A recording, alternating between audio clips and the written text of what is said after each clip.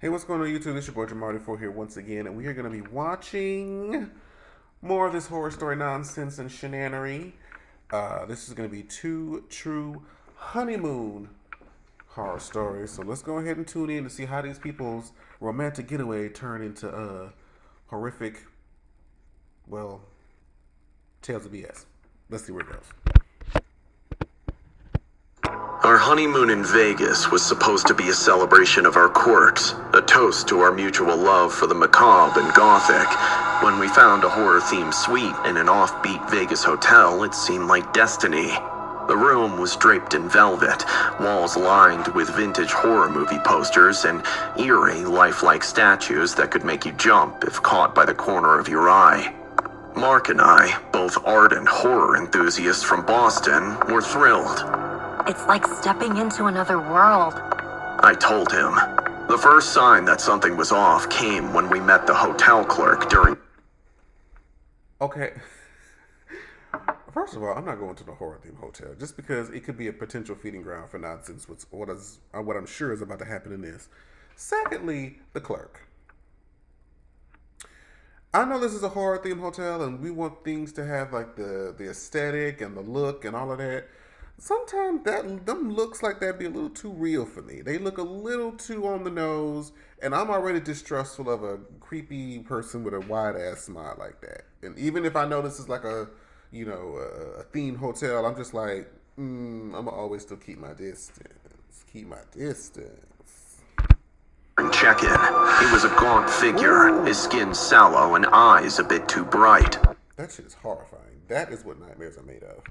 Enjoy your stay, and remember, not everything is as it seems, he said with a cryptic smile that didn't quite reach his eyes. We laughed it off, attributing it to the hotel's ambiance. And that's how they get you. Make you feel like you're safe, when in reality, sure. That night, as we settled in, the suite's charm morphed subtly into something more sinister. It started with the lights. They flickered erratically, casting shadows that seemed to writhe along the walls. Probably just bad wiring, Mark said, but his voice held an edge of uncertainty. Around midnight, the real terror began. The sound system, which we hadn't touched, blared to life, filling the room with the haunting sounds of a vintage horror film score.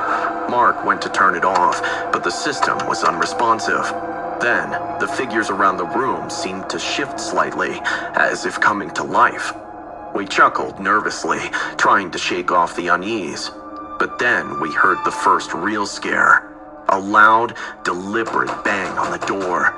Mark cautiously approached. And I hope Mark cautiously approached with some sort of a weapon or blunt object, bitch, because you're about to walk into potential dangerous territory. And opened it, only to find no one there. As he turned back, the air filled with a sinister, guttural laugh from the sound system, sending chills down my spine. We should have stayed at a normal hotel. I half joked, trying to lighten the mood, but Mark didn't respond. He was staring at something behind us. I turned to see one of... Ooh! I remember this statue was looking up before. Now it's looking at me. Gotta go. the statues, its head now unnervingly turned towards us, eyes that seemed too lifelike. That wasn't like that before, was it? I whispered, my heart starting to race. We decided to call the front desk, but the phone line crackled and died the moment I picked up the receiver. That's when panic truly set in. The room grew colder, and the statues seemed to inch closer every time we looked away. See, there's somebody. I would have had to knock that thing over, or at least hit it over the head with something just to make sure it wasn't a real person. I'm sorry. We huddled together on the bed, watching as the door handle began to turn slowly. Mark grabbed the nearest thing, a heavy lamp ready to swing. The door creaked open, revealing the silhouette of a man, the same hotel clerk from earlier. I swear, listen, me and you just about to go do. Like, he's small and frail. I think we could take her together. Because you already was looking crazy at me at the desk. I'm ready to just get the hell up out of here. Now his eyes were wild, his mouth twisted in a horrifying grin. "Welcome to the real horror show. Hope you have a good ride," he hissed, stepping into the room with an unsettling calmness. His hands were empty, but his presence was threatening enough. He began muttering to himself about needing to purge the impurities and how we were the perfect tribute. Mark lunged at him with the lamp, catching him off guard. Whoopa! Whoopa! Oh, you about to sacrifice and tribute me, bitch? Let's go. And knocking him back. Ooh. The clerk scrambled up, his face contorted in rage, and hurled himself at Mark. They crashed into one of the statues, Well, at least we know the statue wasn't a person. sending it toppling over with a crash that echoed through the room. I screamed, trying to pull the madman off Mark, but he Baby, what you should have done, wrap your hand around that man's neck and haymaker his boat, put him in the fucking cheaper hole, because what you doing now, pulling him at the shoulders, baby, that ain't gonna do nothing. You gotta wrap it and choke his ass. was surprisingly strong, his fingers digging into Mark's arm, drawing blood. He then licked his bloody hands. Oh no, oh, so that's the game that we about to play, bitch. I'm about to dig my hands into your eyeballs. I'm about to reach and do one of them numbers. I'm about to be biting your motherfucking ear. I'm about to be ripping whatever little hair that you got out your head. Like, girl, you have so many options of types of damage you can do in this position, and you're not taking advantage of it, baby. You are just not taking full advantage of this. Salty, I bet her blood tastes better, he shrieked, spit flying from his mouth. The fight was brutal and desperate. The hotel clerk, with his deranged strength, seemed nearly impossible to subdue. Mark grappled with him, trying to use his own weight to pin the man down, but the clerk's madness lent him a terrifying frenzy. Amidst the chaos, I spotted a shard from the broken statue. With no time to hesitate, I grabbed it, my hands trembling. Get off him! I yelled, my voice hoarse with fear. The sharp edge of the shard glinted in the flickering light as I swung it, managing to catch the clerk on his forearm. He howled in pain, the sound so animalistic it froze my blood. The distraction was enough. Mark shoved him off, and we scrambled away, positioning ourselves between the door and the madman. Honestly, at this point, since he's drawing blood and deliberately attacked you, baby, while he was distracted, Mark, you go get some of them other pieces. Do, just for assurance. Then we can go. Because I need to make sure that you ain't gonna do this to nobody else and try to come after us when this is over. Blood, both Mark's and the clerk's, stained the ornate carpet, adding a grim reality to the horror-themed decor. The clerk, clutching his bleeding arm, glared at us with unhinged eyes. "It's just a show, fellas.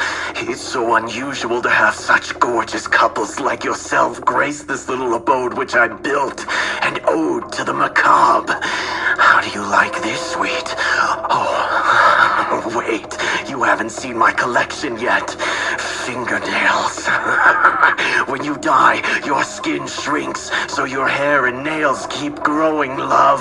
Oh, I have collected some brilliant fingernails. Dark, muddied, bloodied.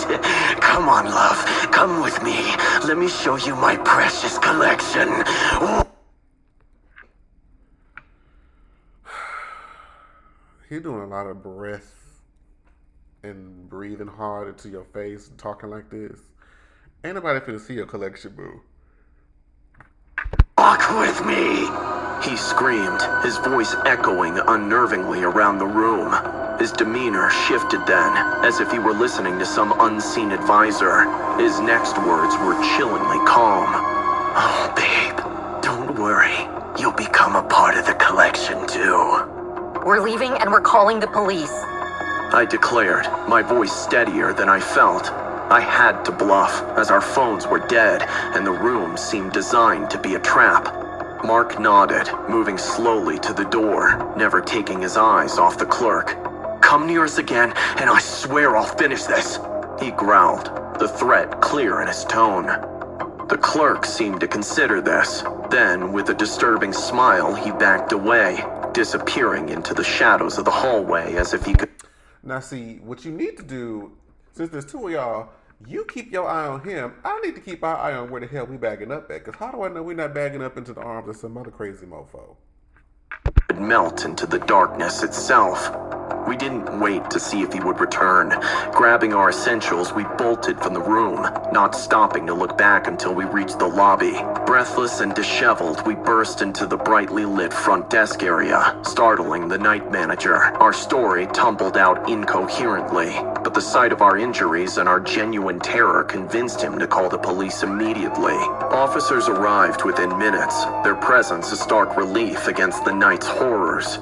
They listened intently, their expressions growing graver by the minute. Upon searching the hotel, they found the clerk in a hidden room behind the reception area, surrounded by monitors displaying various rooms, not just ours. It turned out he had been watching and recording guests for months, his psyche deteriorating into madness, fueled by an obsession with horror and surveillance. The resolution came swiftly after that. The clerk was arrested, his room of horror sealed off as evidence. We were treated for our injuries and given a new room in a different hotel, this time a brightly lit, cheerful place that couldn't be further from our original nightmarish choice. In the aftermath, Mark and I clung to each other, our honeymoon forever marked by the ordeal. Yet through that terror, our bond had only strengthened, a stark contrast to the darkness we had endured. We had survived the suite's horror, but more importantly, we had survived it together. As we finally settled into sleep, the first calm night since our arrival, I realized the true depth of our vows. In sickness and in health, in horror and in peace, we were united.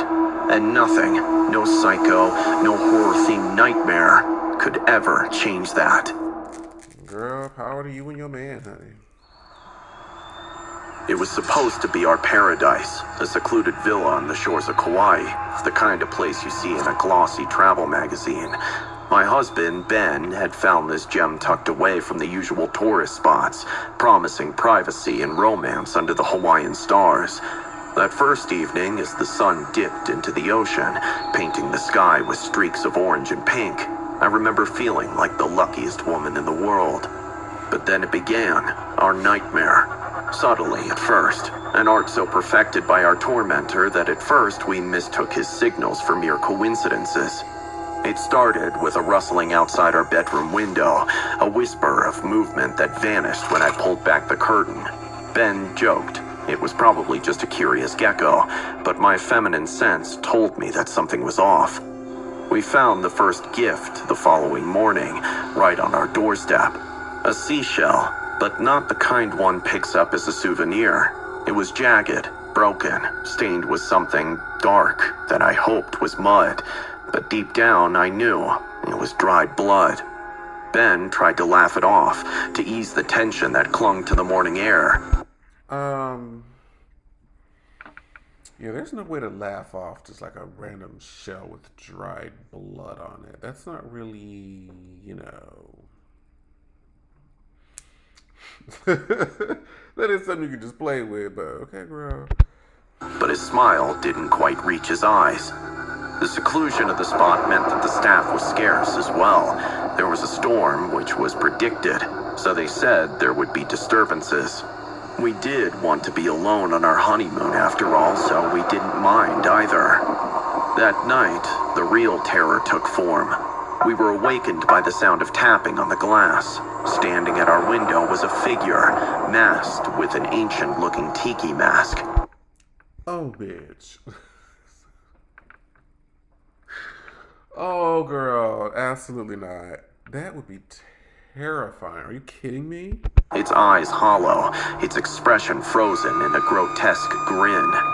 The mask wasn't just eerie, it was a relic, imbued with a sinister energy that seemed to reach out towards us. Ben shouted at the man to leave, his voice filled with a mix of anger and disbelief. But the figure only tilted its head, as if amused, then quickly vanished into the darkness. I tried to call the staff, but the storm had rendered our room phones useless.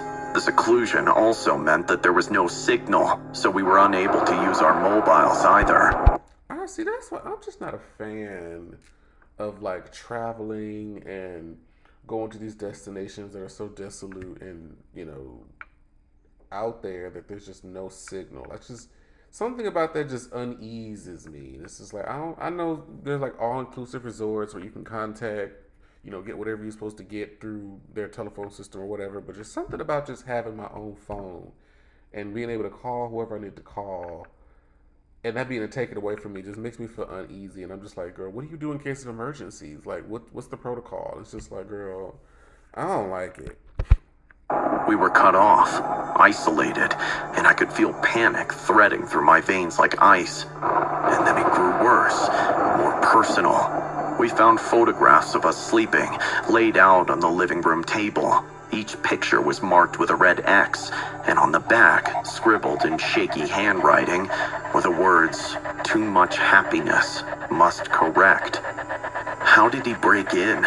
We weren't safe and had to leave, but the storm grew fierce, so we decided to wait the night out. As the night bled into deeper darkness, our bedroom door slammed shut by an unseen force. We tried to open it, throwing ourselves against the wood. What the fuck? But it wouldn't budge. Then, the air around us thickened, choked with the scent of something burning. Smoke began to seep under the door. I remember coughing, the air razor sharp in my lungs. Ben's face blurring through my tear-filled eyes as we realized that the psycho was trying to smoke us out. "Stay low!" Ben coughed out, pulling his shirt over his nose. We crawled to the bathroom, the only room without windows, the heat from the fire licking at our backs. Inside, we filled the bathtub with water, the sound deafening in the enclosed space. Meanwhile, the man's psychotic laughter echoed through the villa, a sound so unhinged it made my skin crawl. Ben found a small vent, a possible escape. He boosted me up, but as I... First of all, how is this man getting all the supplies and terrorizing y'all when there's a whole storm outside? Where's his setup at? Does he have like a cabin out here? Like, how is he doing all this? And who did he rent this place out with? Is this Airbnb? How'd you find this thing? Climbed, a hand grasped my ankle. He was in the bathroom. I screamed, kicking frantically, feeling the psycho's grip tighten. Ben hurled himself on the psycho and pinned him to the wall before breaking and shoving me toward the vent again, blocking the psycho's next attempt to grab me. "Go, Leia! Get out and find help!" His voice was rough with smoke and desperation. I crawled through the vent, emerging outside, gasping for breath. My heart pounded against my ribs, fear and adrenaline urging me forward. Behind me, the villa burned, a beacon in the night. And I knew that if I didn't get help soon, Ben wouldn't make it out. Barefoot and desperate, I ran along the beach under the pelting rains, the cool sand in odd contrast to the heat that still radiated from my skin. The villa, our supposed paradise, was a fiery silhouette against the night. The psycho had set it on fire, its flames reflecting off the ocean like warnings I wished we'd heeded sooner. I had to find someone, anyone. My mind raced with images of Ben, alone and facing the madman. The thought pushed me faster, every breath a mixture of salt air and fear. I stumbled upon a small fisherman's shack, its windows dimly lit by the flicker of an old oil lamp. I pounded on the door, my knuckles raw, shouting for help. An elderly man opened the door, his eyes widening at the sight of me, disheveled, injured, wet, a wild panic carved into my face. "Please, you have to help me. My husband is back there. There's a man trying to kill us." My voice broke. Why did it make her sound like that? But no, like this, moments like this and like full-fledged adrenaline and you running and you panic and you are scared, like they could be literally only lasting maybe 30 seconds. But maybe those 30 seconds while you are in that kind of terror feels like an eternity. And just, oh my God, I hope to just never have to deal with this sort of just strain and distress. That's the word I'm looking for. I don't never want to have to experience this kind of distress. The terror of the night overwhelming me. Without a word, the old fisherman grabbed a radio, barking into it rapid Hawaiian. He then ushered me inside as his daughter came out and ran out into the storm. As we waited for what felt like eternity, I heard it again, that chilling, unhinged laughter. It drifted down the beach, carried by the winds. My blood froze. He was coming. The psycho had followed me. I peered out the window, catching the glimpse of the tiki mask among the shadows. He was close, too close. The fisherman saw him too and stood outside, a sturdy old harpoon in hand. His calm Baby, where your gun at? demeanor was the only thing that kept me from succumbing to utter panic. And then, there he was, the psycho, his mask now cracked, revealing glimpses of a scarred face twisted in fury. He screamed, a sound so filled with madness it seemed to shake the walls. "You can't escape love! The gods demand it!" He howled, lunging forward with a rusted machete that glinted in the lamp's light. The fisherman reacted swiftly. I'm going to assume that that her husband did not have a happy ending. Damn. Thrusting the harpoon with a practiced hand, it struck the psycho in the shoulder, pinning him against the wooden frame of the Period. Good aim. shack. The psycho shrieked, the sound animalistic, but he was trapped. And then, the fisherman landed 4 or 5 massive punches on Come on, fisherman. Wear her out. his face, making him unconscious. Just when the old man was done tying the psycho's hands, we heard sirens, the sound more beautiful than any music I could imagine. Police flooded into the shack, securing the psycho, who was now laughing and crying in turns, speaking in tongues or maybe ancient Hawaiian. It was impossible to tell. They rushed me back to the villa, just in time to see firefighters dousing the last of the flames.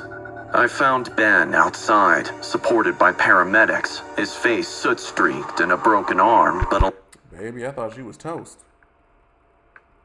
You get it? I'm sorry for that one. If y'all laughed at that joke, put that in the comments. alive. We collapsed into each other's arms, the relief a tangible thing between us. Later, we would learn that the psycho was once a respected historian of Hawaiian culture, driven mad by the loss of his family lands to developers. His mind had fractured, his grief manifesting in a delusional crusade to cleanse the island of outsiders. As we left Hawaii, the island's beauty now marred by our horrific memories, Ben squeezed my hand. "We survived," he whispered, the weight of those words heavy in the air.